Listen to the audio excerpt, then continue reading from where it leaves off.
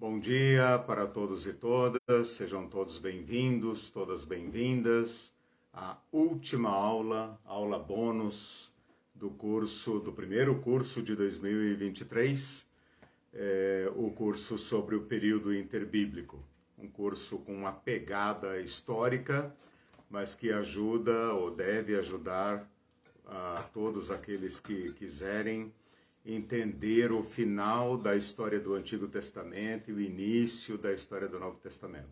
A Irene está aqui. Oi, gente. A mãozinha da Irene. Mãozinha.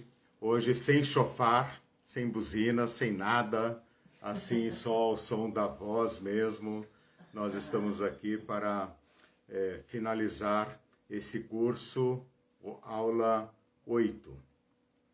Bom, enquanto vocês vão entrando aí na sala, aproveitem para curtir, compartilhar essa aula. Também lembrem-se do nosso canal Teologia Pé no Chão.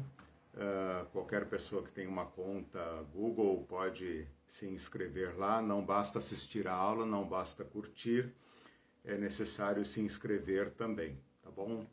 Bom, já aproveito também para anunciar que no dia... qual que é o dia mesmo? 12, exatamente. 12 de março, nós iniciaremos o curso regular de domingo sobre o tema da Igreja e o Reino, cientificamente chamado Reinologia. Não tem esse nome, eu que inventei. Mas nós vamos fazer uma reflexão sobre a realidade da igreja, a natureza da igreja, o projeto de Jesus Cristo no qual nós nos inserimos. Já tenho feito isso nos anos anteriores. Se você pesquisar aí no canal, você vai ver que tem pequenos cursos refletindo sobre a igreja. E agora, então, nós queremos aprofundar esses temas. Acredito que será bom para todos nós, para quem está nas suas igrejas denominacionais, para quem está fora da igreja, para quem gosta da igreja, para quem não gosta da igreja. Eu acho que será uma reflexão muito propícia, muito adequada para esse tempo. Bom, voltando aqui então no nosso curso de período interbíblico, nós começamos explicando o que significa interbíblico ou intertestamental, o período histórico compreendido entre o final do Antigo Testamento e o início do Novo Testamento, que não é abordado nas nossas Bíblias. Quando eu digo nossas Bíblias, estou me referindo às Bíblias que seguem o cânon protestante evangélico. Na Bíblia Católica, tem pelo menos 2 livros que são desse período, os livros de Macabeus. Mesmo assim, os livros de Macabeus, eles pegam apenas ali o último século e meio, ou melhor, eles pegam uma partezinha do século II, né? Entre o ano 160 e pouco a 130 e pouco, não passa disso.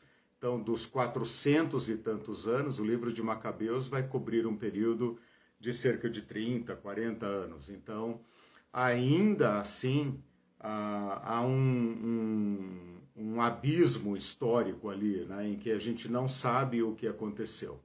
Para piorar a situação, o período interbíblico é um período muito intenso, de profundas transformações.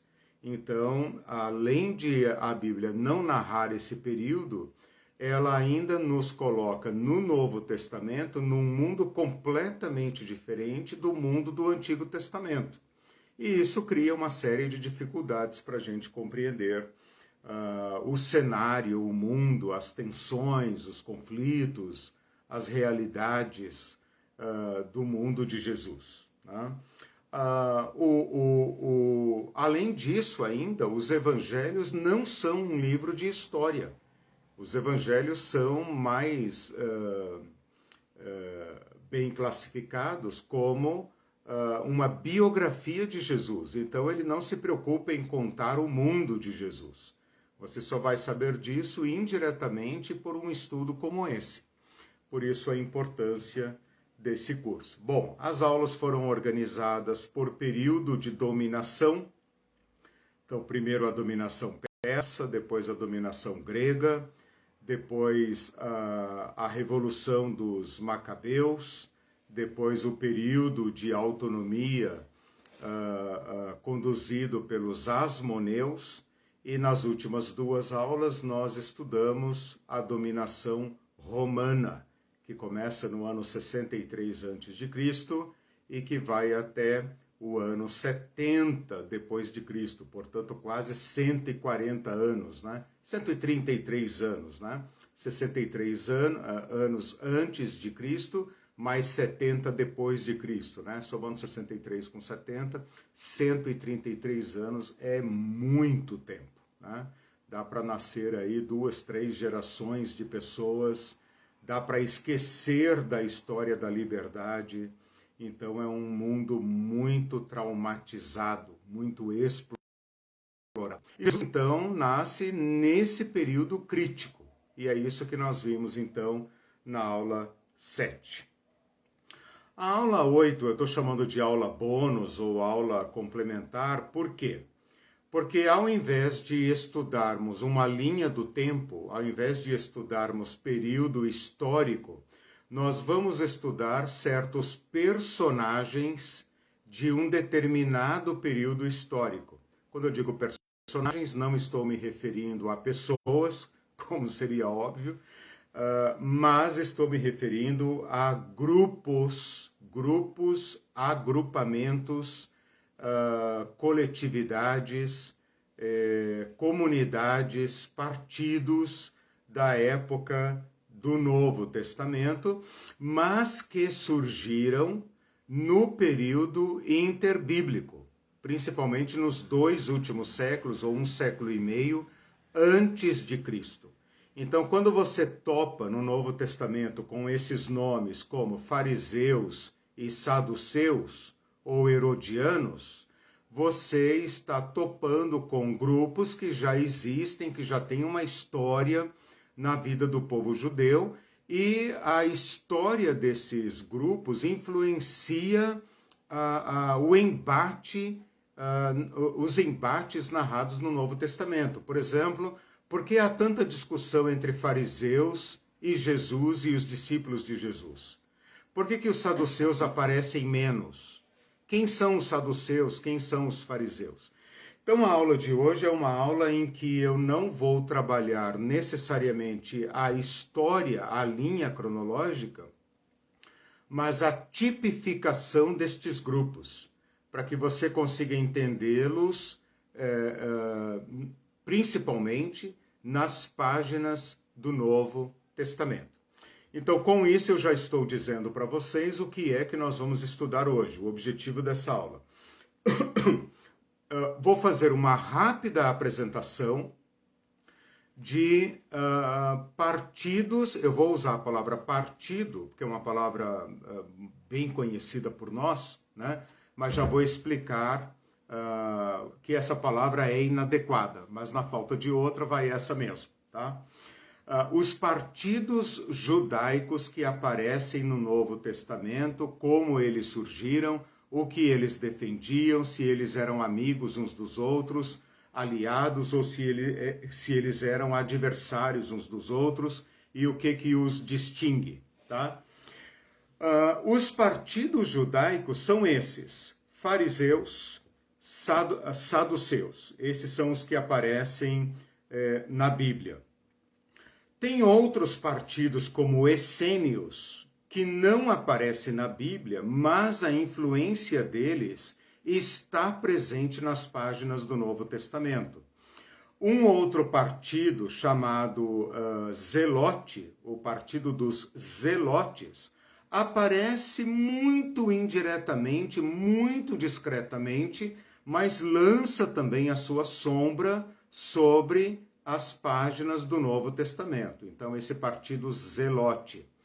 Um outro grupo, que a gente nem pode dizer que seja um partido, aí eu já começo a dizer por que essas palavras são inadequadas, né? É o partido dos sicários. Este partido também não é mencionado no Novo Testamento, mas a gente pode deduzir a presença dele nas páginas dos evangelhos e do livro de Atos, tá? E um outro partido, que é o partido herodiano, que também aparece aí 1, 2, 3 vezes no Novo Testamento, nos evangelhos, e pelo próprio nome você já tem uma certa ideia do que é que eles significam, ok? Então os partidos são esses: fariseus, saduceus, essênios, herodianos, zelotes e sicários. Quanto que deu aqui? 6 partidos. E além desses 6 partidos, eu ainda vou acrescentar um nome, vou recuperar um nome que foi usado nas aulas do período interbíblico, que é o nome Assideu ou Assidim, tá? Eu vou usar a palavra, não acrescentar, não é bem acrescentar, ele é o antepassado de pelo menos 2 desses partidos aí, 2 ou 3 desses partidos. Então eu vou apenas explicá-lo, porque ele é um ponto de partida, né? Bom, como que eu vou conduzir a aula hoje? Eu vou primeiro discutir essa palavra partido, para a gente ter uma visão ampla e não correr riscos de de ter uma compreensão equivocada ou reduzida da realidade desses grupos. Vou situá-los na história que nós já estudamos, para mostrar mais ou menos para vocês a sucessão histórica, ou seja, quem surge primeiro, por que surge nesse momento, quais são as motivações destes grupos. E depois, então, conversando com vocês, ouvindo as perguntas de vocês, a gente vai discorrendo um pouco sobre esses grupos, mostrando as diferenças entre eles, os embates entre eles, ok? Bom, vamos lá então. Amor, calça essa porta aqui com alguma coisa. Tem uma porta batendo aqui, me incomoda. Pode ser qualquer coisa. Bom, então vamos lá. A gente usa a palavra partido, mas na nossa acepção brasileira, né, moderna, partido nos lembra principalmente política. Então a gente poderia perguntar: seria os fariseus um partido político? Seriam os saduceus um partido político? Bom, segura aí, né? Vamos discutir isso.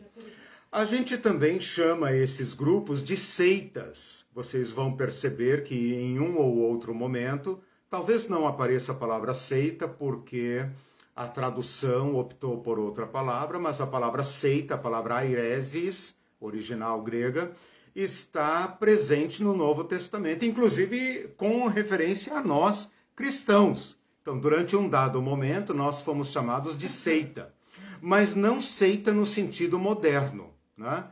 Então a gente poderia pensar: seriam os fariseus e os saduceus apenas uma seita religiosa? Ou seja, uma denominação, vamos dizer assim, religiosa? Bom, segura aí, né?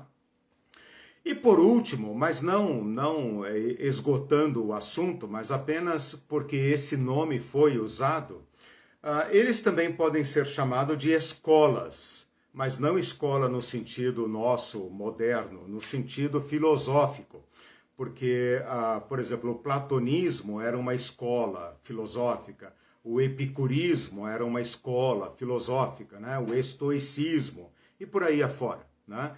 Então, o Joséfo, ao escrever a história dos judeus para os gregos, chamou esses grupos de escolas. Hoje já se pensa que Joséfo tentou, digamos, dourar a pílula, né? Apresentar de modo elegante os judeus perante o mundo grego como se fossem também escolas filosóficas. Na verdade, meus irmãos e irmãs, esses grupos políticos, esses grupos judaicos, eu ia falar já político, tá vendo? Esses grupos judaicos são as 3 coisas ao mesmo tempo e talvez até um pouco mais.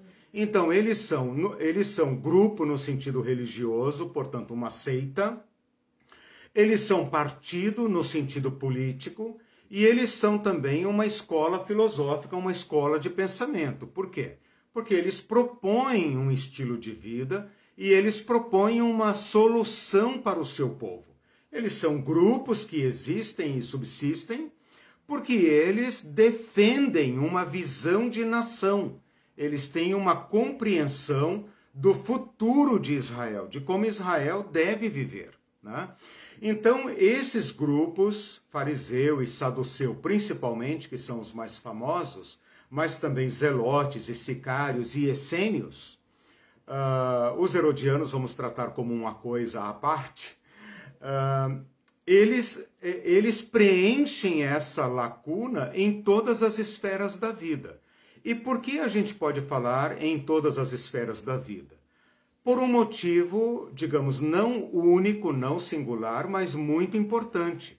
É que o mundo antigo fazia menos diferença entre essas dimensões. O mundo antigo, o mundo judaico especificamente, não faz diferença, não faz distinção entre secular e sagrado, entre político e religioso. A lei de Moisés é uma lei religiosa ou uma lei política? Ora, ela é tudo. Ela é tanto uma norma da religião judaica, com ritos e preceitos de caráter religioso, mas também é um tipo de constituição federal do povo judeu, porque regula a questão de terra, a questão de herança, questão de casamento, questão de conflito, ela regula uma série de questões, né? Ela tem, digamos, os seus códigos. Ela tem código sanitário, ela tem código em diversas áreas, né? Inclusive sobre divórcio, sobre questões de família, sobre questões de educação de filhos, questões de economia, questões agrárias, questões tributárias, né? Então a gente não pode dizer que a lei de Moisés é uma lei religiosa, um livro religioso.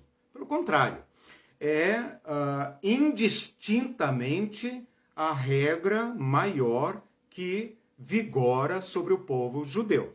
Num mundo que não tem essas divisões tão claras como o nosso mundo moderno, embora o nosso mundo moderno também não tenha essas divisões, isso é um mito, né?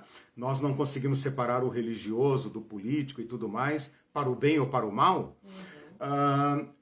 Nesta época, essas divisões não existem mesmo, elas não são sequer conhecidas. O homem antigo, a mulher antiga, nem sequer pensam o mundo dessa forma. Então, para eles, Deus regula toda a vida, todo o mundo, todo o universo, sem distinções. Num mundo que tem este pensamento, esta visão das coisas e essa dinâmica social, política, econômica, religiosa, o que são, por exemplo, os fariseus? São uma seita que atua apenas na sinagoga ou apenas no templo? Não. Os fariseus estão presentes em todas as dimensões da vida. Como designar um grupo de uma sociedade antiga com termos modernos? A resposta é: não temos. Não temos uma forma de ser no mundo moderno que compreenda ou que corresponda ao papel de um fariseu ou de um saduceu do mundo antigo. Deu para entender isso? Não temos, não temos na nossa realidade hoje ocidental um tipo de grupo que corresponda ao que o fariseu representava. Talvez, e aqui eu vou falar em termos assim hipotéticos mesmo, talvez em países que tenham religião oficial, e aqui estou pensando principalmente nos muçulmanos, um Irã, por exemplo, talvez numa Arábia Saudita, num Irã, né? Talvez nessas realidades possa haver grupos que tenham uma similaridade maior com o que seria um fariseu. Mesmo assim é um pouco complicado, porque ali vigora uma certa visão islâmica em conflito com outra. E nesta fase do povo judeu, é uma fase de muita fragmentação, né? Em que os judeus estão muito fragmentados, sectarizados em formas de interpretação da lei de Moisés. É por isso que você vai ver tanta discussão na época de Jesus.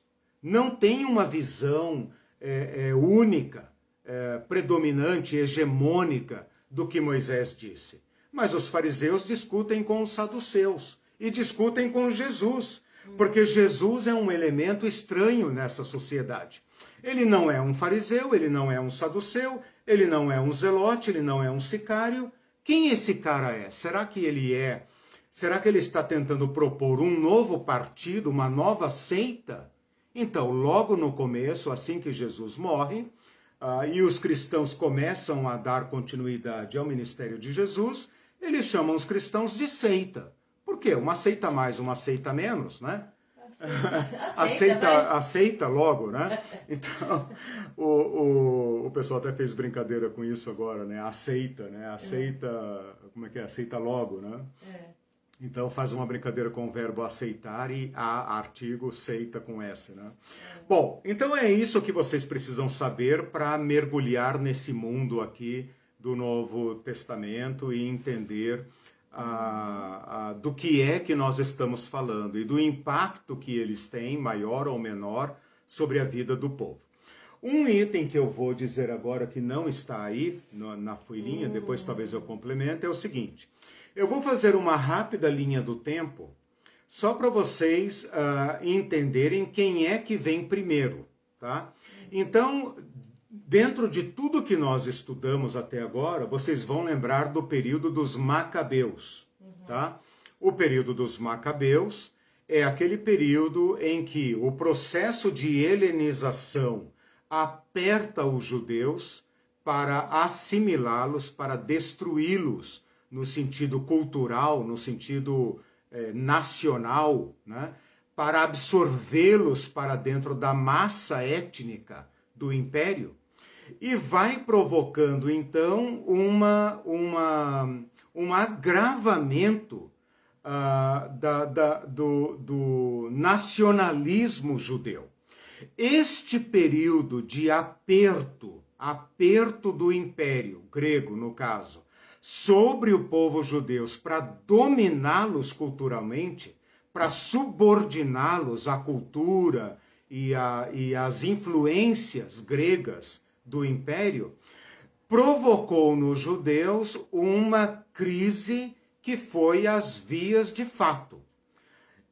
E quando eu digo as vias de fato, estou me referindo à Revolução dos Macabeus, quando os Macabeus pegaram em armas e partiram para cima dos seus opressores, no caso, os Seleucidas. Então, esse pontinho da história aí, ano 167 a.C., se não me engano é a aula 4, né?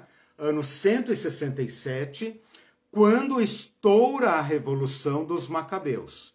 Quando os Macabeus assumem essa batalha, atacam os enviados de Antíoco Epifânio e mata esses enviados, e então eles não têm saída a não ser fugir para as montanhas e aguentar as consequências, um grupo de judeus piedosos com suas famílias imediatamente adere aos Macabeus. Quem são esses piedosos? Esses piedosos são chamados de assideus, com 2 S's e sem H. Assideus ou assidim. Às vezes, bom, aqui o H ou não H, não vou nem entrar no mérito, porque você vai encontrar com H e sem H. Então, assideus ou assidim, esse in da palavra hebraica faz o plural, né? Então, se eu falar assideu ou assidim, você sabe que eu estou falando do mesmo grupo. Quem são esses assideus? Quem são esses homens e essas famílias? São famílias que foram reagindo ao processo de aculturação. Quanto mais os persas, ou principalmente os gregos, foram impondo a sua cultura sobre os judeus, esses homens foram se aferrando, se agarrando ao estudo da lei de Moisés. Esse é um passo muito importante, por quê? Porque o templo agora, neste período, desde Zorobabel, desde Neemias, está sob o controle de um sumo sacerdote. E o sumo sacerdote havia se tornado já, para todos os efeitos práticos, o representante do povo judeu perante o imperador. Então, perante Artaxerxes, perante todos os imperadores persas, e depois perante os Ptolomeus, e depois perante os Antíocos e Seleucidas, o sacerdote era o cara que representava os judeus perante esses donos do mundo. Esta relação do sacerdote com o poder político corrompeu o sacerdócio. E então o que vocês têm que entender aqui é o seguinte: o povo judeu crente, o povo judeu piedoso, o povo judeu zeloso, olha aí o surgimento da palavra, zeloso, zelote, né? Então, o povo judeu que diz, isso não está na lei de Moisés, não podemos fazer assim, não é assim que regula o casamento, não é assim que regula a posse da terra, não é assim que nós fazemos, sábado é dia santo. Esse povo que se apegou à lei de Moisés foi se distanciando do templo e passando a importância da religião e do modo de viver para a lei. Então eles foram se tornando, mais ou menos na tradição de Esdras, peritos da lei e que viviam de acordo com os preceitos da lei. Esses homens e essas famílias, esses grupos de judeus, foram sendo chamados de Hassidim, que significa piedosos. Vem da palavra Esed, de hebraica, Hesed, com H, né, que é piedade. Então, quando o Novo Testamento fala e era tal pessoa piedosa, e era, por exemplo, Zacarias e Isabel, pessoas piedosas, é nesse sentido que ele está falando. Não é no sentido E quando o Novo hoje. Testamento fala, sigam a piedade, sejam piedosos, é nesse sentido que nós estamos falando. De lealdade a Deus, de fidelidade a Deus. Não é dessa carinha assim, né? Essa carinha da arte sacra, necessariamente, tá? Mas são pessoas que não têm cara de santo, né? Não têm auréola, não brilham, mas são pessoas que se apegam aos preceitos da lei, né? Então, este grupo, estas comunidades, são aqueles que irão aderir à revolta dos Macabeus. E depois, muitos outros judeus vão vendo, bom, se a gente aderir aos Seleucidas, nós estamos perdidos. Nós vamos deixar de existir, né? O custo será muito alto. A estrutura econômica desses povos é muito opressora. Pelo menos entre nossos irmãos judeus nós estamos protegidos. Então vai havendo uma adesão popular piedosa ao povo dos Macabeus. Então está, digamos, manifestado um primeiro partido que se opõe a um outro partido. Quem é o outro partido? Os helenistas. O que significa helenista aqui? Significa aqueles que dizem, gente, vamos pegar o lado bom dos gregos, né? Olha quanta coisa boa eles estão trazendo para nós. Não vamos ser tão radicais, né? Deus tem diversos nomes, então adorar Deus, Júpiter, Saturno, Apolo, tudo bem, não vamos ser, senão a gente vai se tornar um grupelho, né? Um gueto. Então não vamos abrir os braços para a cultura e vamos para a galera, né? Então essa é a turma helenista. Então você já tem de um lado os helenistas, que são aqueles que estão abertos totalmente à cultura, eles estão dispostos a abrir mão da lei de Moisés e absorverem a cultura, né? E aqueles que são piedosos, aqueles que dizem não, nós só temos um Deus, um Senhor, e são os preceitos dele que nós vamos seguir. Quando os macabeus adotam para si o cargo de sacerdote, os assedeus começam o processo de afastamento dos macabeus. Quando os macabeus acumulam com eles o cargo de sumo sacerdote, tá? Quem fez isso foi Jonatas, o segundo Macabeu, né? O irmão do Judas Macabeu, que pensa, cara, se a gente não controlar o sacerdócio, nós vamos ter sempre um traidor aqui, nomeado pelo imperador. Então, quer saber? Entre ele e eu, vai eu, e eu, então, passo a ser o sacerdote. Só que Jonatas era político e militar. E os assedeus, por conta da sua piedade, da sua observância da lei, disseram, isso não está certo. O sacerdote tem que ser alguém legítimo, tem que ser alguém da casa de Sadoc, ou do Sadoqueu, do Saduceu, né? Casa de Sadoc, casa de Zadok. E eles então começam a se afastar dos macabeus e vão se tornando oposição. Opa, vocês ultrapassaram o compromisso. O compromisso era apenas libertar a gente do perigo helenista. Vocês agora estão dando um passo à frente. Qual passo? O passo de absorver o sacerdócio, e isso nunca foi feito antes. Vocês são levitas, mas vocês não são da casa sacerdotal, portanto não podem chefiar o templo. Então os assedeus começam a se afastar. Quando surgem os asmoneus, e aqui vocês vão se lembrar da aula 5, né, que eu fiz questão de fazer uma diferença entre Macabeu e Asmoneu, e vocês vão lembrar, se não lembrarem eu vou lembrar agora, que o primeiro Asmoneu que assumiu com plenos poderes o povo judeu foi João Hircano I, né, que governou por, 30 anos, 30 e poucos anos. Esse foi poderoso, foi opressor, foi rei, ele que destruiu Samaria, ele que submeteu os idumeus e tal, aquele rei que vocês lembram bem, né, que adotou o estilo seleucida imperial de governar.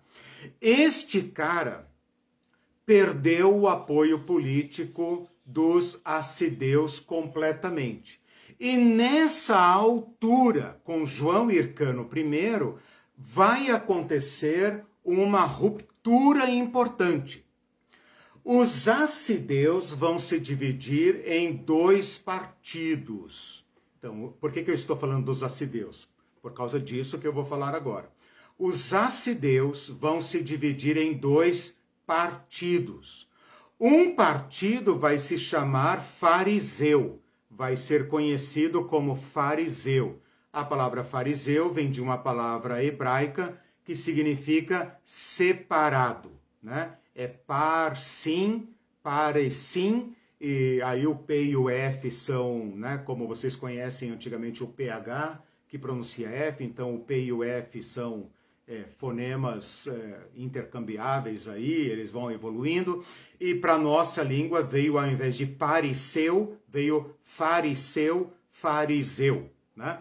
Então, um partido que tem ambições políticas, ou seja, nós não vamos entregar isso ao sabor dos asmoneus. Nós não lutamos contra os sírios, contra os seleucidas, para agora permitir que esses caras façam o serviço deles aqui dentro, só porque eles são judeus. Então os fariseus nascem aqui. Um outro partido ultra radical que vai surgir nesta época são os essênios. E eles não são mencionados no Novo Testamento, principalmente por uma razão. Eles optam por sair do território judaico.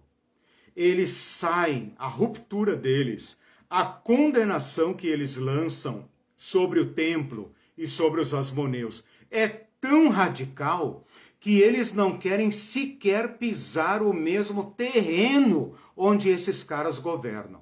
E em protesto, eles vão para onde?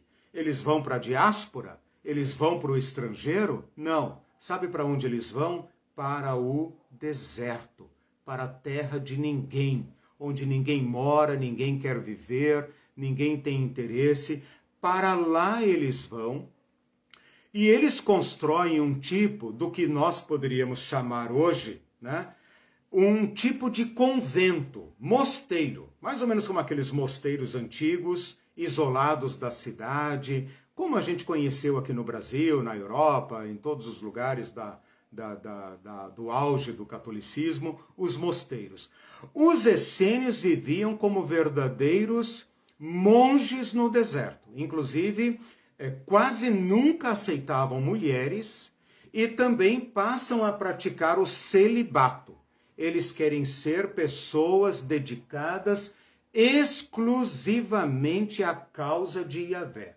Eles vão para o deserto porque eles creem que Deus virá do deserto, que o reino de Deus virá do deserto, que o Messias virá do deserto.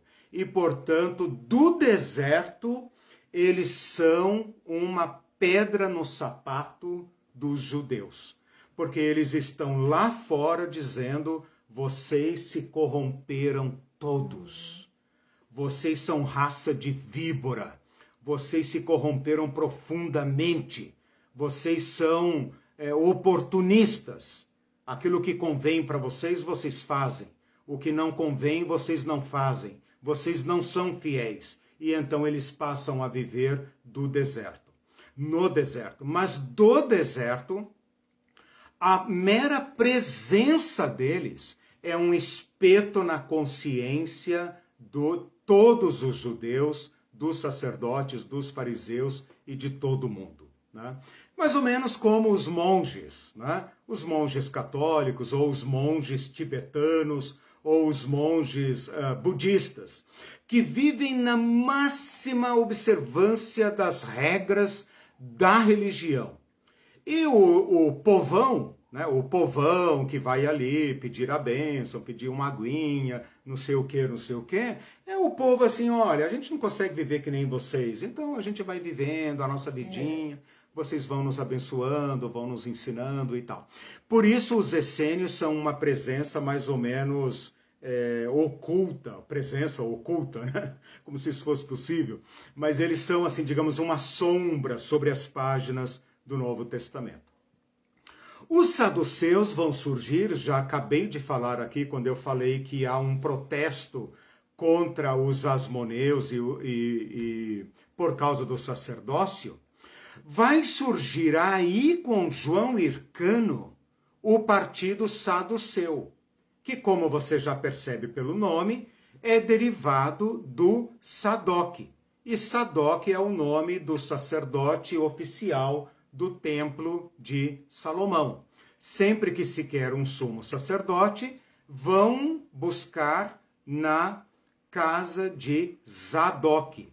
Então, em torno deste sumo sacerdote, que era para todos os efeitos práticos o representante máximo do povo judeu, se formou uma elite sacerdotal, a família dos saduceus, a casa dos saduceus, né?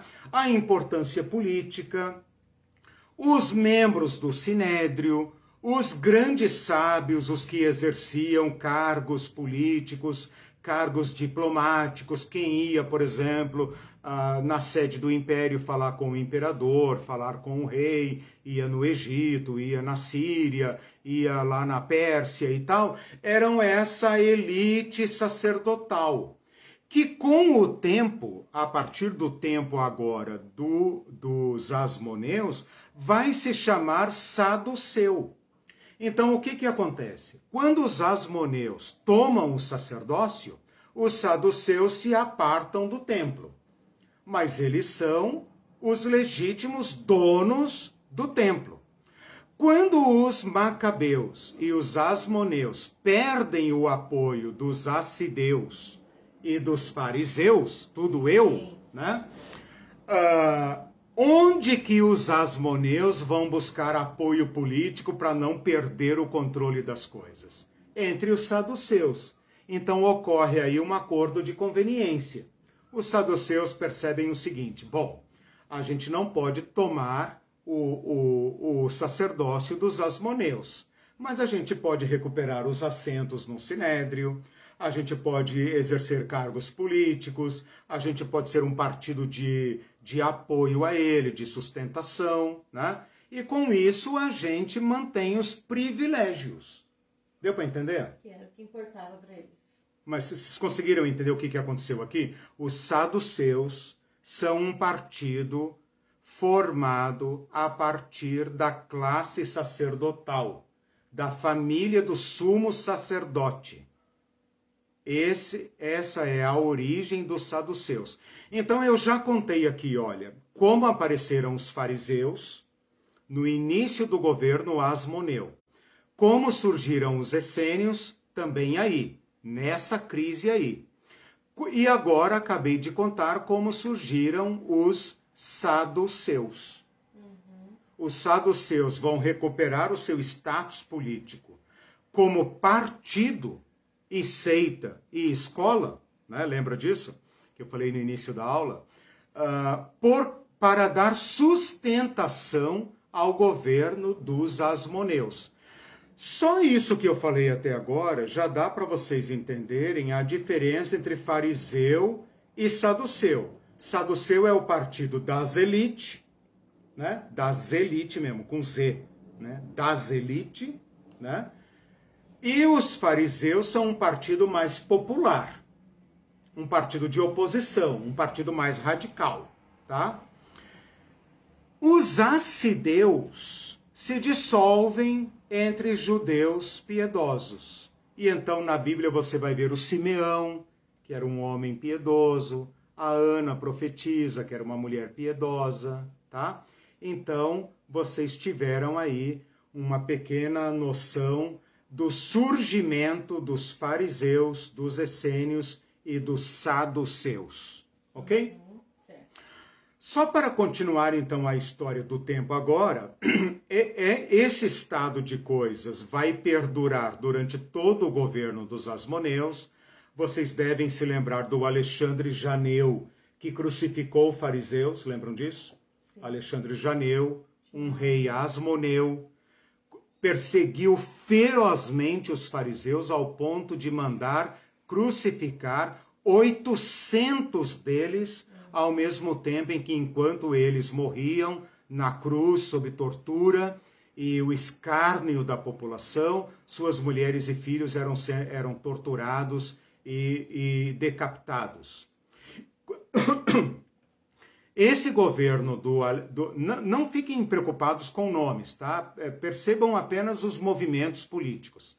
Este governo desse rei asmoneu perverso causa o afastamento total dos fariseus como partido político e coloca no lugar os saduceus, porque ele não pode viver sem partido político, assim como nenhum presidente hoje governa sem o centrão, não governa sem o MDB, sem o Congresso, né? Mais ou menos essa relação.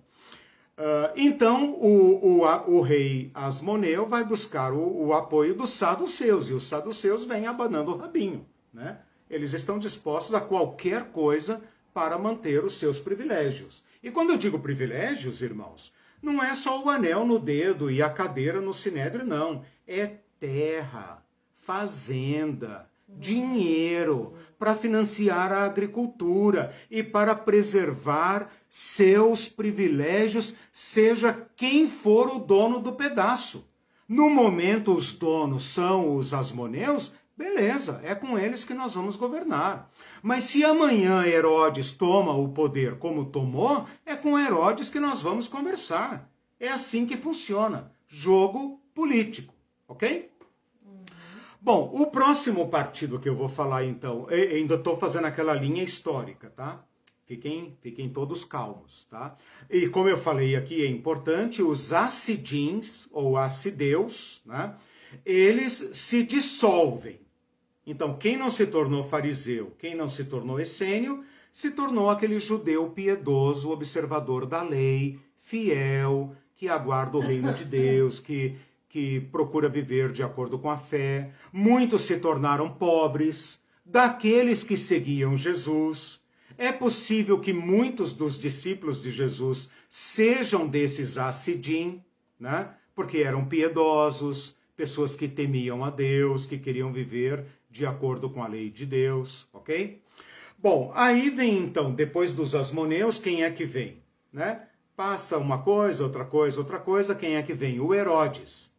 O Herodes é, como vocês lembram, né, essa aula mais recente, ele é um rei idumeu, e os idumeus haviam sofrido na mão dos asmoneus, né? Mas ele precisa de uma classe de apoio político para sobreviver. Ele não é judeu, então ele não tem o apoio dos fariseus. Ele tem um apoio, mas um apoio que custaria muito caro da parte dos saduceus. Por quê? Porque com a queda dos asmoneus, quem é que quer tomar de volta o sacerdócio? Os saduceus. Então eles não saem do páreo. Eles estão ali fazendo o jogo, né? Quem é o dono da terra agora? É Herodes? Vamos lá. Eles são membros do Sinédrio, eles são capazes de dizer para Herodes, Herodão, é o seguinte, cara, não com essas palavras, né? Vossa Excelência, né, e tal, né? Como os nossos deputados fazem, né? Vossa Excelência, né, e tal. É um idiota. Sua Alteza Real, né? Nós somos os legítimos, né? Se você nos nomear como sacerdote, nós conseguimos o respeito do povo e tal. E o Herodes, que não é bobo nem nada, ele joga com esses caras, joga com eles. Lembra que eu falei para vocês que o Herodes nomeia sacerdote, desnomeia, nomeia, desnomeia, manda matar, bota outro, traz de fora. Ele não está nem aí. Ele não é judeu, ele não tá preocupado com essas frescuras, né? Da lei dos judeus, né? Mas ele vai criando um partido de sustentação ao seu governo. E este governo, aliás, este partido, formado de nobres, ricos, mestiços, estrangeiros, nobres, gente que tem dinheiro, né? Chefes militares, esses caras vão se tornando um partido, pasmem, de apoio ao governo de Herodes. O que esses caras pensam é o seguinte: melhor com Herodes do que com os asmoneus. Eles podem escolher o mal menor. Exatamente. Melhor com Herodes do que com os saduceus. Enquanto nós tivermos Herodes no poder, nós e nossos filhos estamos garantidos. Então, todo nobre, comandante, toda pessoa importante do Novo Testamento, você pode pensar, será um herodiano? Né? Então, esse partido existe. Não preciso dizer que eles eram detestados pelos judeus piedosos. Né? Mas vocês vão ver eles na Bíblia armando, junto com os fariseus, a morte de Jesus. Então vocês veem o que é a política no seu sentido mais baixo. Que um herodiano pode se conluiar, existe esse verbo? Conluiar, se não existe eu criei agora, conluiar com fariseu para eliminar um inimigo comum. Jesus põe em risco o status farisaico, porque ele critica os fariseus, e ele põe em risco o governo de Herodes. E então a conveniência política pode fazer, eu vou mostrar depois, nas minhas anotações, que vocês vão ver herodianos e fariseus juntos discutindo com Jesus ou combinando entre si a morte de Jesus. E por outro lado, você vai ver fariseu em Lucas, depois vocês vão ver a referência, fariseus chegando para Jesus e falando assim, Senhor, foge da Galileia porque Herodes quer te matar. Ou seja, você vai ver fariseus contra herodianos.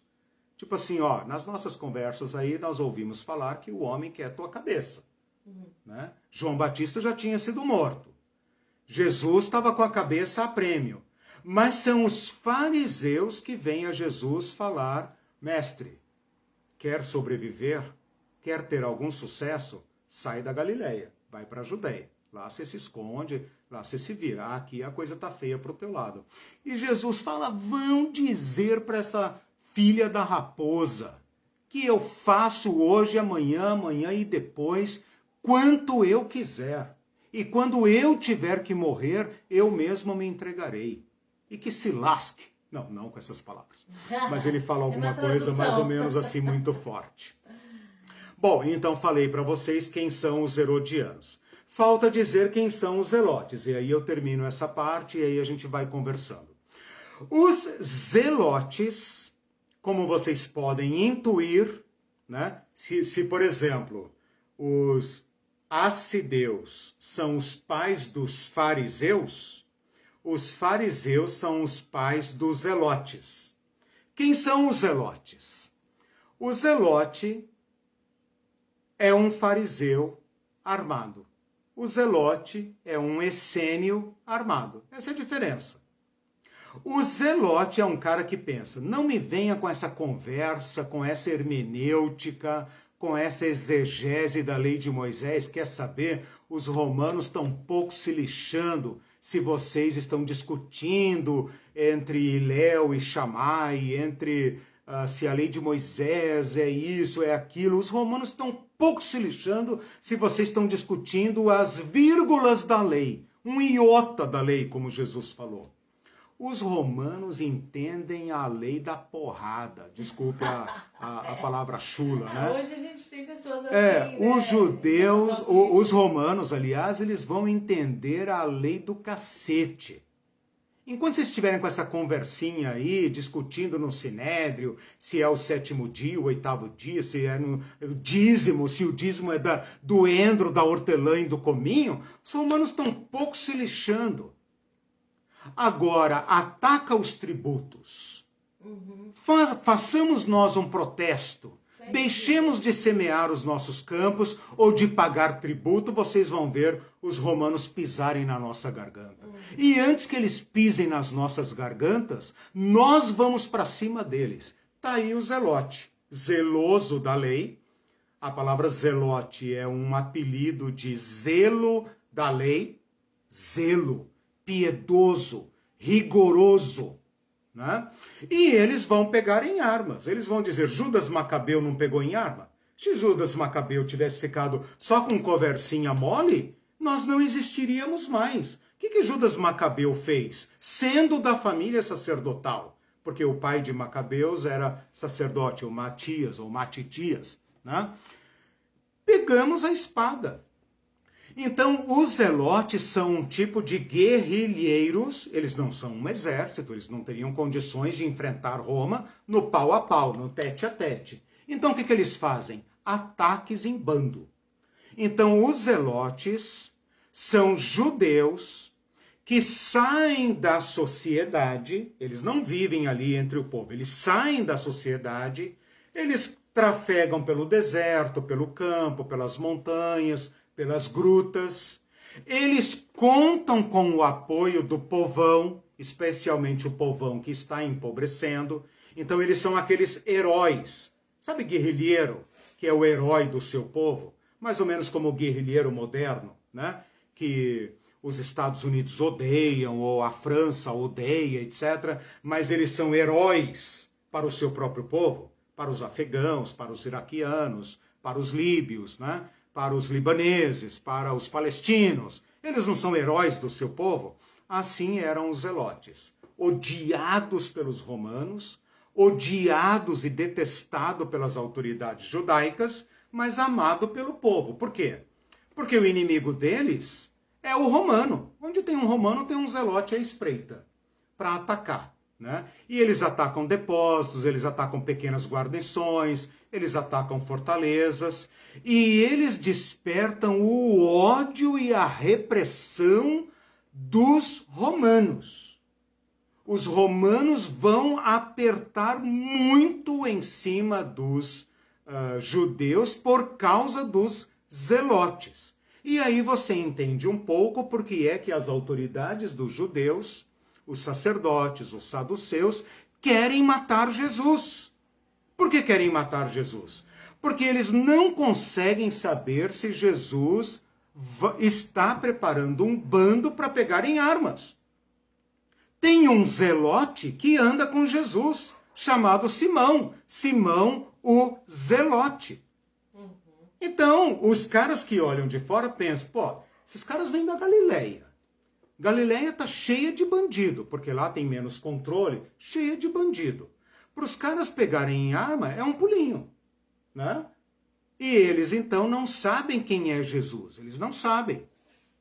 Imagina Jesus entrando no templo e fazendo aquele assalto e virando a mesa dos cambistas que eram exploradas pelos saduceus, pela elite do sinédrio e do sacerdócio. Ali Jesus assinou a sua sentença de morte. Esse cara vai bagunçar todo mundo. Ele tem que ser eliminado, né? Existe uma suspeita muito grande de que alguns discípulos de Jesus eram ex-zelotes. Ex entre aspas. Por quê? Para que lado Jesus vai? Né? Qual é o projeto de Jesus? Um dia ele vai fugir para as montanhas. Ele vai para o deserto e virá brilhando com um violento exército? Eles nunca podiam imaginar que Jesus iria morrer passivamente como uma ovelha muda, né? Então aí estão os zelotes. Quando que os zelotes surgem na história? Eu estou falando da linha histórica, né? Quando que eles surgem? Em dois momentos. Em dois momentos que vocês vão entender muito bem. Quando Herodes morre e os filhos de Herodes devem ir para Roma disputar o território e o título e o trono do seu pai. Falei isso, acho que nas duas últimas aulas, né? Ficou claro isso? Uhum.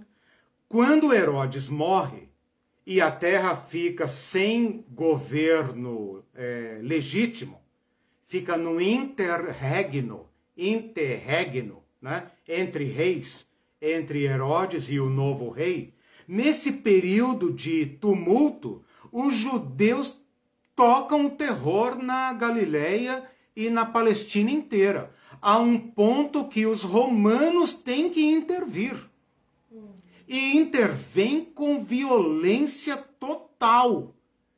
Com certeza, parentes de Jesus na Galileia foram massacrados por romanos nesta época. Não tenha dúvida. Naquelas regiões, Nazaré talvez não tenha sido massacrada, porque era pequena demais.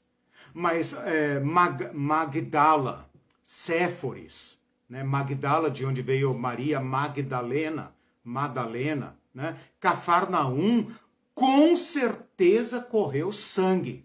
Quem foi que despertou essa fúria dos romanos? Esses bandos de bandidos, que depois vão ser chamados de zelotes.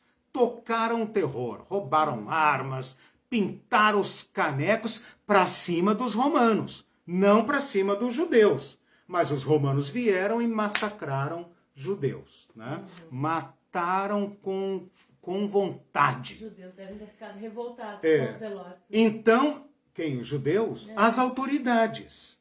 Só as autoridades. Principalmente as autoridades. Quem perdeu E aquele povo que pensava, cara, se submetam, os pacifistas, né? Deus vai lembrar do seu povo, vamos orar mais, vamos jejuar mais. Tal. E o zelote pensou, fiquem aí com essa conversinha mole que nós vamos ali resolver esse problema.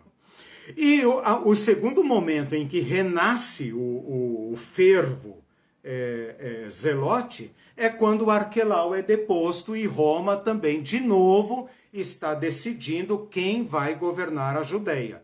Os zelotes tocam o terror de novo, né? Eles consideram que a presença romana na Judeia é um insulto a Yahvé. Que nós temos um único Senhor, e o nosso Senhor é Yahvé, e qualquer outro governante que não seja o sumo sacerdote é uma idolatria. Então vocês percebem que eles fazem uma leitura rigorosíssima da lei de Moisés. Segura aí só um minutinho que eu vou falar dos sicários. Não, mas é que faz parte disso. Okay, o Israel disse, que isso, bandidos. Ele estranhou, você usou bandidos.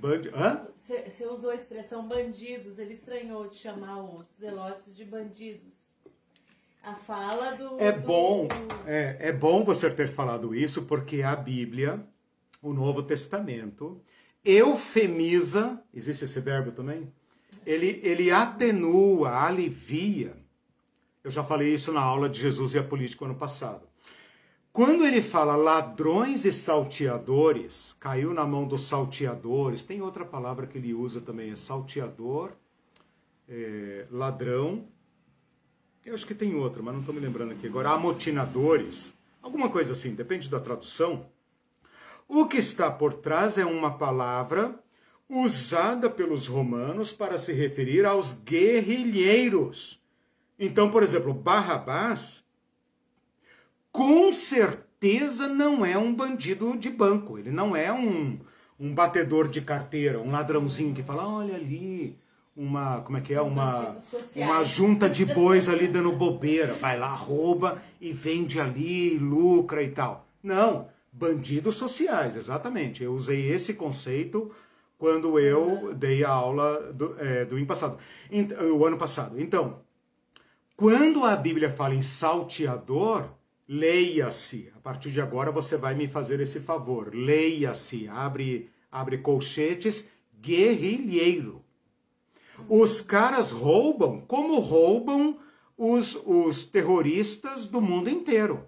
Toma dinheiro do Estado para financiar suas guerrilhas, né? O pessoal fala, em 64 essa turma dos guerrilheiros tal, assaltavam banco. Assaltavam mesmo, fizeram muitos assaltos a banco, como eles sempre fizeram no mundo. Por quê? O governo estava assaltando a nação. O governo está assaltando a nação, está expoliando a nação, para que a nação fique sempre pobre, trabalhando hoje para comer amanhã, e eles estão dizendo, não, essa riqueza é do povo. Vão lá, roubam mesmo e fazem o seu serviço. Compram armas, compram carro e etc. Os zelotes faziam isso. É dinheiro do romano? Não, é dinheiro do nosso povo. Está indo para Roma engordar, né, a pança lá do Nero, por quê? Né? Então, os zelotes vão surgir nesse momento do ano 4 a.C. e do ano 6 depois de Cristo. Ao longo de todo o Evangelho e da história até a Guerra dos Judeus, eles estão, digamos, em estado de latência. Você não tem um grupo zelote organizado. Mas bastou aquela guerrilha que eu falei na aula passada, da expulsão do último governador romano, o Gécio Floro, para que eles se organizassem imediatamente. Então tem pessoas que ficam discutindo assim, não, os zelotes só apareceram nos anos 60, da guerra e tal. Não, eu acredito que os zelotes estavam sempre como aquela brasinha acesa. Eles não agem porque não é adequado agir. Se a gente agir, os romanos vão bater no nosso povo. Então, segura aí, né? Mas eles atacam caravana, eles pintam os canecos. Mas eles não partem para um enfrentamento direto com os zelotes. Falta apenas falar dos sicários, que são parecidos com os zelotes, mas diferem no método de agir, porque o sicário tem esse nome por causa da sica. Sica com S. Sicário com S, sica com S. E sica com S significa punhal. Então, o sicário, ele é um zelote, ou um bandido qualquer, um bandido nesse sentido político que eu falei, um bandido social, mas ele difere do zelote no modo de agir.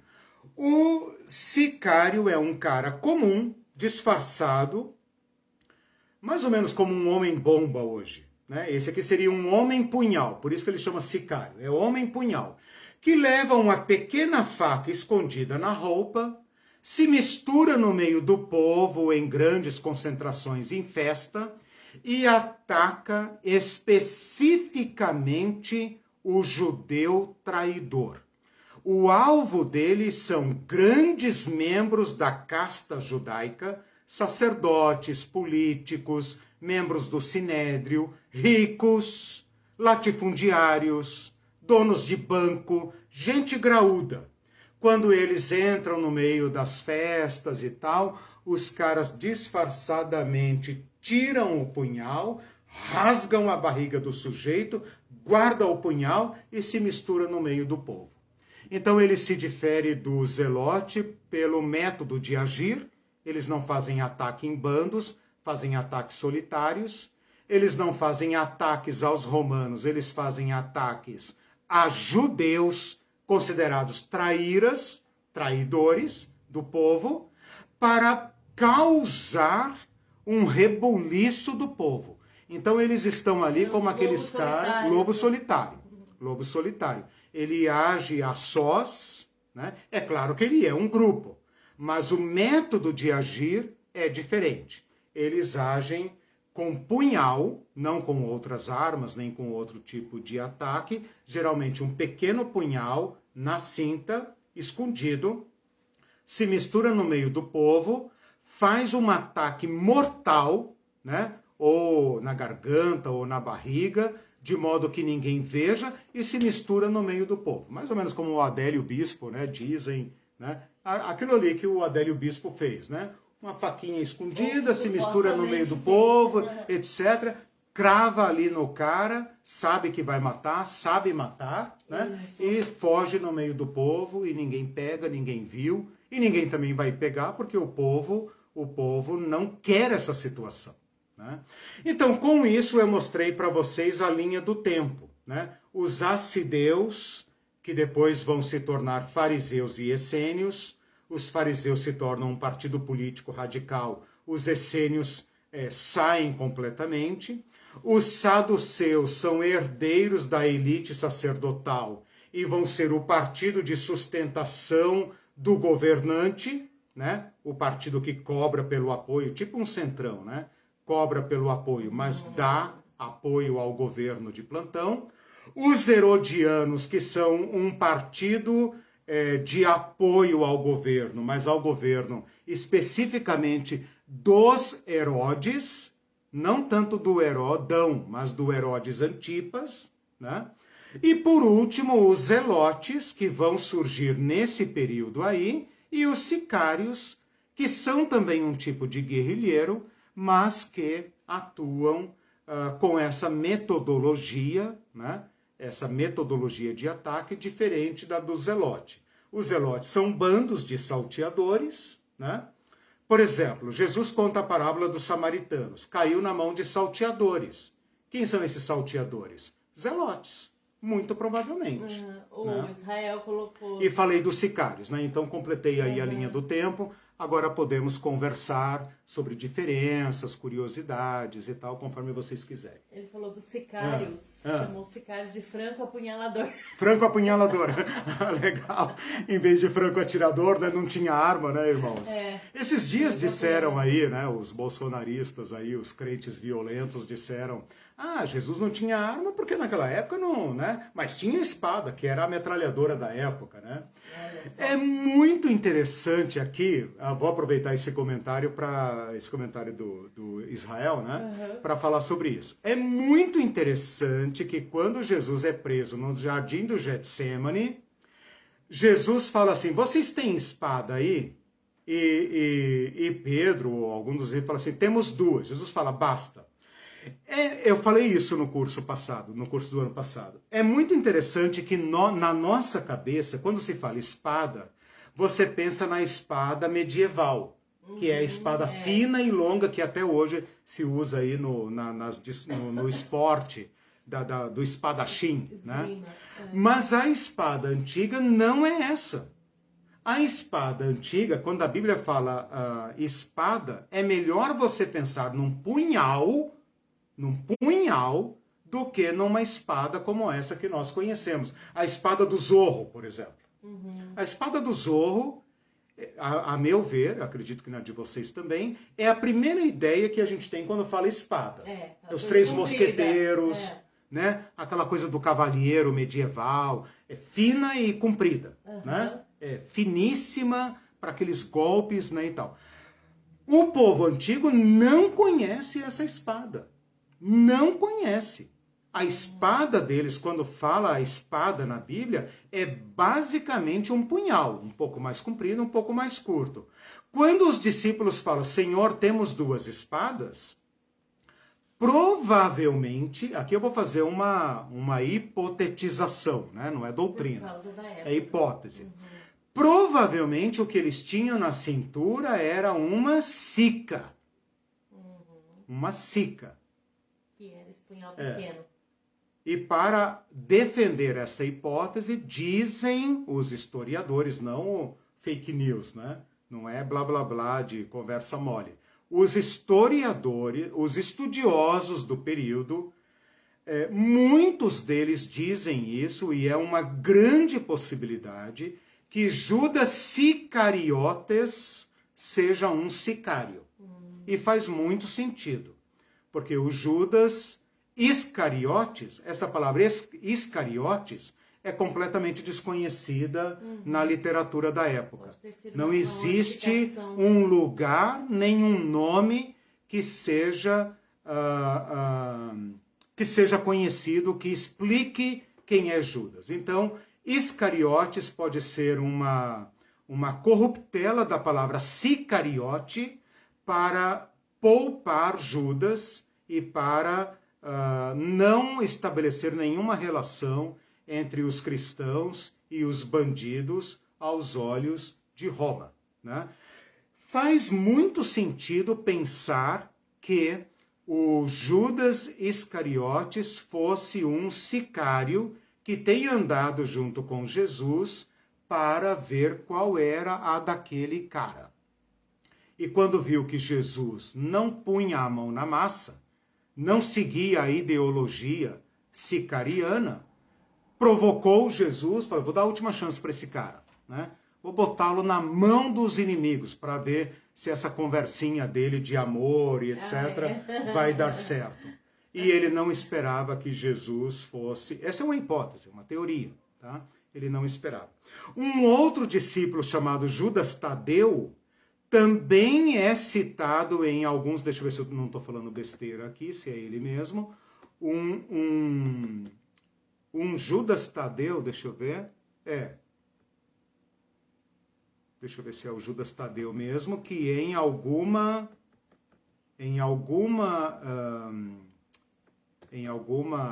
deixa eu ver, tá demorando aqui para... o Judas Tadeu também, que é outro apóstolo, em alguns manuscritos antigos, desculpe, aqui não é sicário, é zelote. Em algum manuscrito antigo, ele é citado como Judas Zelote. Só para mostrar para vocês que o grupo de Jesus atraiu a atenção de todos os partidos, de fariseu a saduceu, essênio, herodiano, sicário e zelote, ok? Mais perguntas, curiosidades, comentários? O Israel ainda falou, bandido bom é bandido zelote. Em vez de bandido bom é bandido morto, né? É bom essa provocação do Israel para a gente pensar o seguinte. Jesus transitou entre todas essas propostas, agora vocês vão lembrar do início da aula, né? Não é apenas partido, não é apenas seita e não é apenas escola filosófica. É tudo isso ao mesmo tempo. São projetos de nação. Cada um deles tem um projeto de nação e uma estratégia para executar essa estratégia. Jesus transita com todos eles, dialoga com todos eles, mas propõe algo absolutamente novo. Se Jesus fosse da violência armada, ele poderia ter estabelecido um vínculo com os zelotes ou com os sicários. Ele não fez isso. Se Jesus fosse pacifista no sentido não queremos nem pisar no território de Israel, ele teria ficado com os essênios, teria sido muito bem recebido pelos essênios. Muitos dos ensinamentos de Jesus têm parentesco ou similaridade filosófica com os essênios. As mensagens dos essênios vão entrar nas cartas de Paulo, né? Por exemplo, toda aquela fala de luz e trevas é de origem essênica. Então, os essênios estão presentes no Novo Testamento, mas Jesus não adere ao essenismo. Dialoga com os fariseus, conversa com os fariseus, frequenta a casa dos fariseus, mas também critica os fariseus. E com os saduceus, evidentemente. Né? São seus inimigos principais. Ele se relaciona com todos, né? Mas propõe um caminho completamente novo. Então, quando os cristãos se retiram da sociedade para os seus mosteiros, para viver de meditação, eles estão pegando apenas uma fagulha do evangelho. E quando eles querem pegar em armas, querem armar a população, eles estão traindo o evangelho. O Israel comenta que transita, dialoga, mas não autoriza nada, pois seu reino não tinha a natureza dos reinos do mundo, creio. Exatamente. Embora os cristãos na Israel tenham pervertido, vou usar logo o português claro, né? Tenham pervertido o sentido dessa palavra. Né? Os cristãos acham que aqui no mundo são os reinos do mundo e o reino de Jesus é o reino das nuvens do céu azul. E Jesus está propondo dentro, olha a salada agora, dentro do território de César, disputado por todos esses partidos. Jesus vai lá no fundo da pirâmide social se dirigir ao povo e chamá-los e dizer: o reino de Deus já chegou. E como disse ontem a nossa irmã, né, no nosso encontro libertário ontem, a nossa irmã Rita, né, nos lembrou do seguinte, que as bem-aventuranças usa duas bem-aventuranças no presente. O reino é de vocês é o reino de Deus. E as outras bem-aventuranças são no futuro. Serão chamados, verão não sei o quê. Mas o reino de Deus é de vocês. O reino de Deus já está presente. Então, Israel, vocês percebem como que a igreja trai a Jesus Cristo. Se apostata de Jesus Cristo quando ela adere a ideologias opostas ao Evangelho. E os cristãos querem fazer crer que ser inimigo de Jesus Cristo é ser comunista. E com isso eles abraçam o capeta, né, para falar o português claro, né, o mamon com as suas 1000 faces, né, e acham que trair a Jesus é dividir o pão com o pobre, né, e persegue quem vai falar transitar por onde Jesus transitou, né? Porque eles acham que nós temos que defender o templo de Herodes, os saduceus e tudo mais. Com quem se parecem as nossas igrejas hoje? Com fariseus? Com saduceus? Você tem de tudo, né? Você tem essênio, você tem zelote, tem sicário, né? O mais famoso é o fariseu, né? Não sei, talvez seja. Não, todos falam. O mais popular. O mais popular, tipo assim, e no sentido negativo, né? Sim. Tipo assim, porque o cara é xiita, né? É como se ele fosse hipócrita. É como sinônimo de hipócrita hoje na nossa sociedade. Daí exatamente, assim, bem lembrado. O cara é um fariseu. Então é bem negativo. E esquecem as outras, porque não são muito conhecidas, as outras seitas, vamos dizer. Mas é importante isso que a Irene está falando pelo seguinte, você tocou num ponto muito importante. O fariseu é mais conhecido por nós, ele se tornou um meme, né? Se tornou um meme, e fala, o cara é um fariseu, hipócrita e tal. Cuidado. Jesus está criticando um tipo de fariseu. Um tipo de fariseu. O fariseu é o judeu exemplar. Tanto quanto se pode ser zeloso da religião, era o fariseu. Paulo fala desse eu sou fariseu. E eu sigo a tradição dos meus pais. Jesus fala para os discípulos, se vocês não forem mais justos do que os fariseus, ou seja, os fariseus eram padrão de justiça. Então, porque o Evangelho fala muito das discussões de Jesus com fariseus, daí não decorre que os fariseus sejam inimigos da fé. Pelo contrário, muitos fariseus se converteram. Exatamente. Né? Mais do que saduceus ou mais do que outra seita, muitos dos fariseus se converteram, inclusive Paulo. Né? Então, os fariseus são o religioso padrão. Os religiosos. Né? E Jesus os ataca por amor a eles. Como Paulo também depois vai dizer. Eles têm zelo, olha aí a palavra de Paulo em Romanos 10. Eles têm zelo da lei de Deus, mas eles não entendem que o papel da lei era nos levar ao amor. Eles não entendem isso. E por isso eu tenho dor, profundo sofrimento por causa dos meus irmãos fariseus. Ivanilde fez um comentário agora, eu vejo todos os fundamentalistas como fariseus. Como Jesus sofreu com esse povo. Eu falava com minhas panfletagens, nas minhas panfletagens nas ruas, com fluxo de fundamentalistas. Alguns cuspiam no chão quando nos viam. Você tem muita razão. Eu só queria fazer aqui, digamos, um desagravo aos fariseus no seguinte sentido. Porque tem o fundamentalismo é muito inferior à escola farisaica. A escola farisaica, meus irmãos e irmãs, os fariseus salvaram o judaísmo. Quando Jerusalém foi destruída, os zelotes desapareceram. O filme que eu recomendei na sexta-feira, né? Massada, conta o fim dos zelotes, eu não vou contar aqui, não vou dar spoiler, dos zelotes e dos sicários, eles foram eliminados, acabou.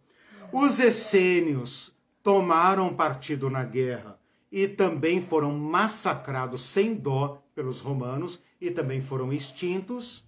A Qumran, né, a famosa Qumran, é um testemunho arqueológico dessa destruição.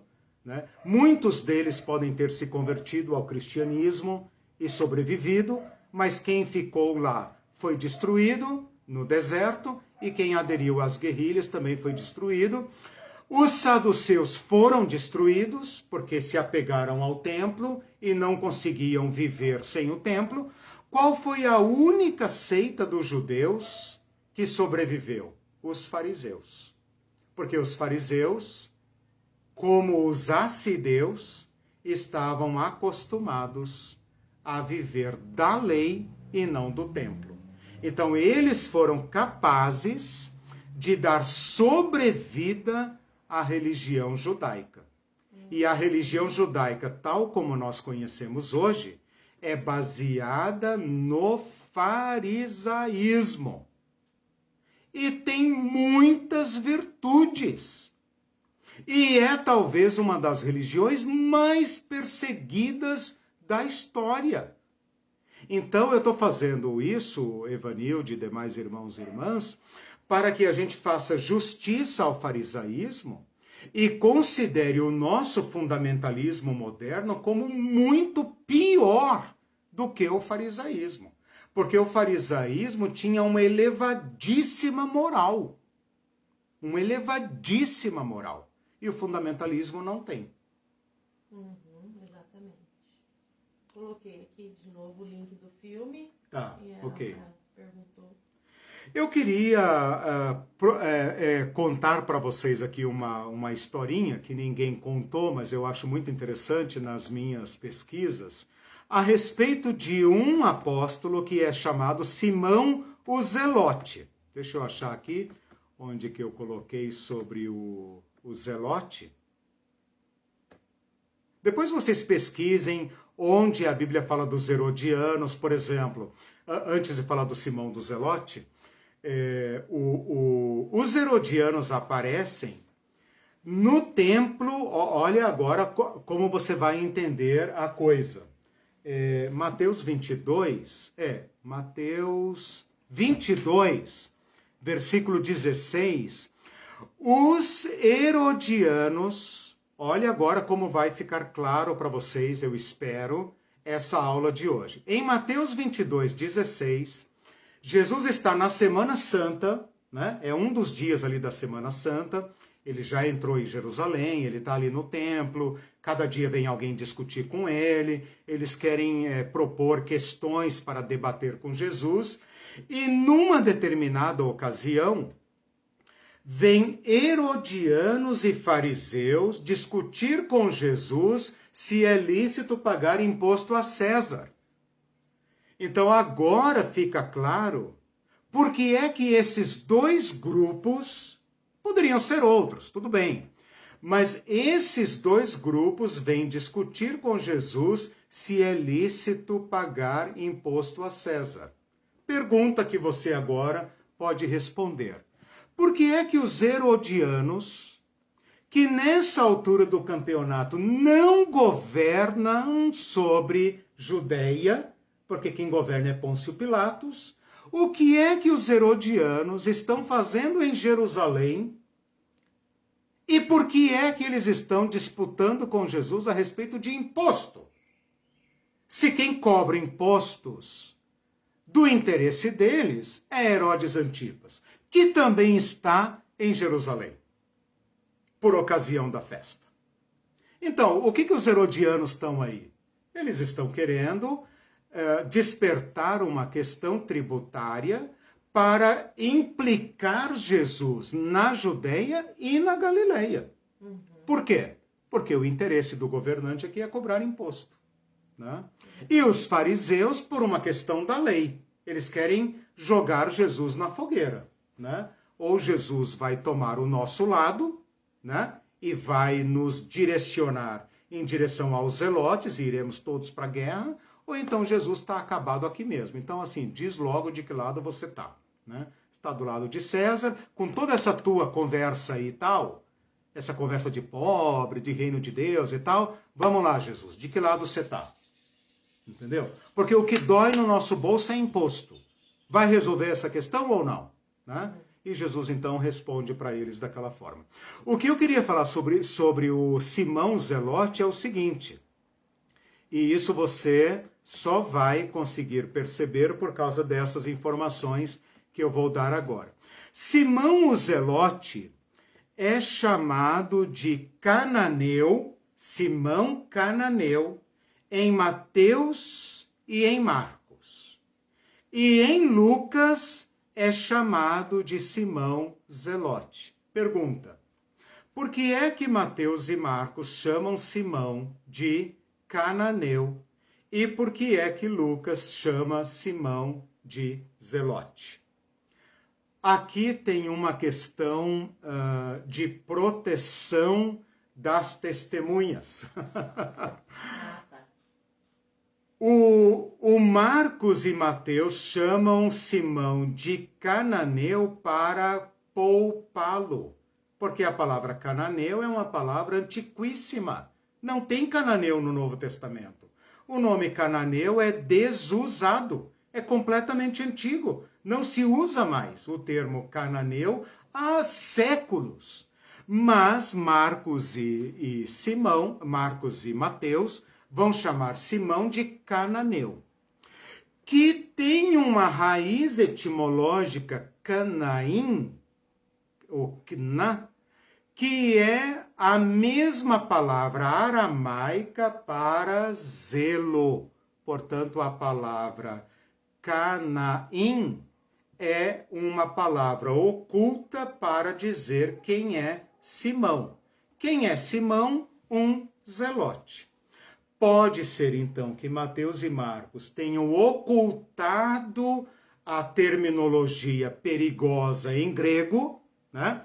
E colocado cananeu para poupar Simão, o apóstolo Simão, poupá-lo das intrigas futuras com romanos, e pode ser que quando Lucas escreveu o Evangelho, Simão já não era vivo e então o seu nome pode ser identificado sem maiores problemas ou por outras conveniências de Lucas. Isso está registrado tanto em Lucas como em Atos, na eleição do 12º apóstolo. Lucas não tem problema nenhum de dizer Simão o zeloso, convertido.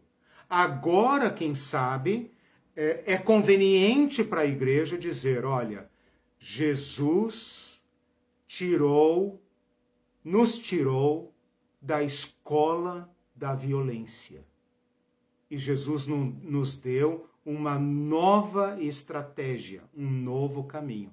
E está aqui o Simão Zelote dando testemunho deles, né? Irmãos, quando eu estava nas montanhas, eu ataquei muito romano, irmãos.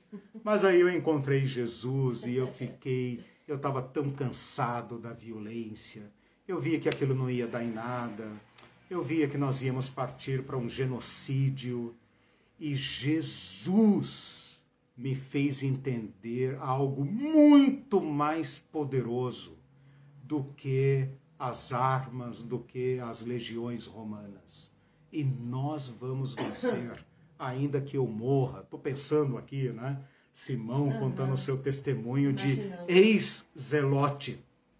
E agora passa a ser um zeloso naquele outro sentido de piedoso, que eu falei no início, dos assideus. Então, irmãos, nós cristãos somos chamados à piedade. Aquela piedade medieval da auréola? Não. A piedade do apego a Jesus Cristo. E aí, Evanilde, é que nós nos situamos.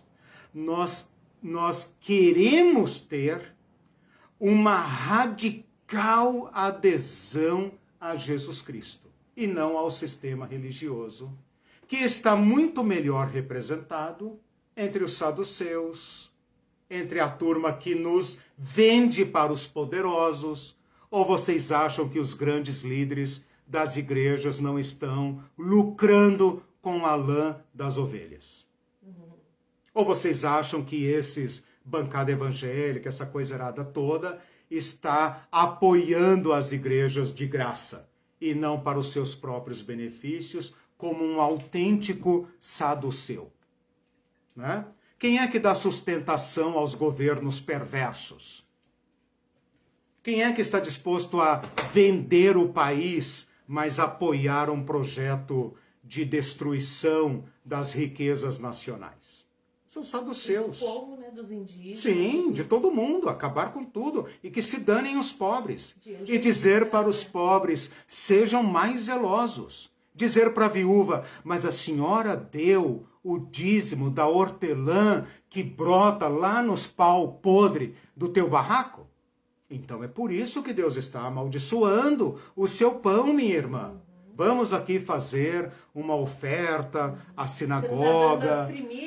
Vamos trocar o telhado da sinagoga, vamos aumentar o salário do rabino, porque ele é um estudioso da Torá e tal. E as viúvas entram na fila do gasofilácio para dar suas 2 moedinhas. E os pastores, ganhando seus 50 mil de salário, têm a coragem de pregar sobre a oferta da viúva pobre, como exemplo de fidelidade. Nem se envergonha. Mas não entendem esse pano de fundo. Então eu espero que vocês nunca mais leiam os evangelhos. Aliás, calma, deixa eu molhar o bico.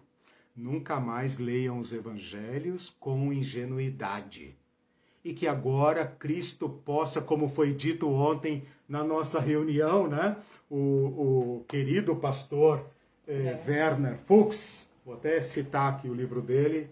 Depois, se vocês quiserem, vocês me peçam. Eu tô anunciando por conta própria, né?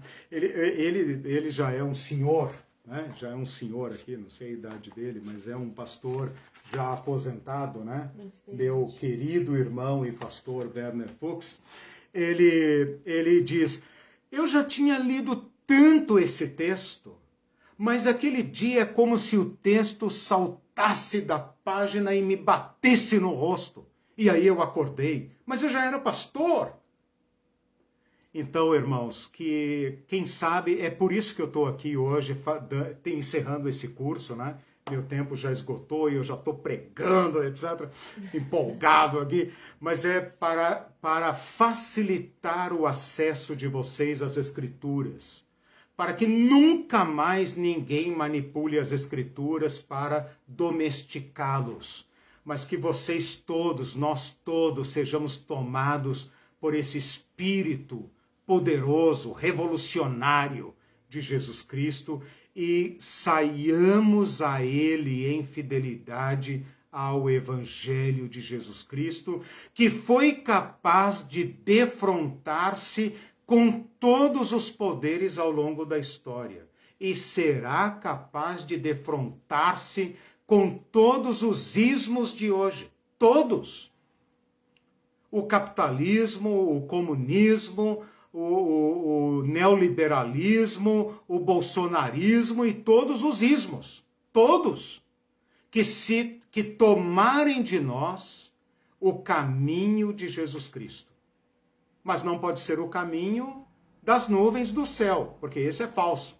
Tem que ser o caminho do chão da estrada, das viúvas, dos pobres, onde Júlio Lancelotti se encontra, por exemplo, né? E tantos outros, centenas e milhares e milhões de anônimos que não estão buscando avivamento lá em Asbury, mas que estão caminhando nas periferias do mundo por uma piedade radical a Jesus Cristo. É isso que eu tinha para falar para vocês. Encerramos aqui o nosso curso. Só vou falar que no dia 12 de março nós iniciaremos o nosso curso de domingo às 10 horas, sobre Igreja e Reino de Deus, e depois eu agendarei um novo curso para as sextas-feiras. Né?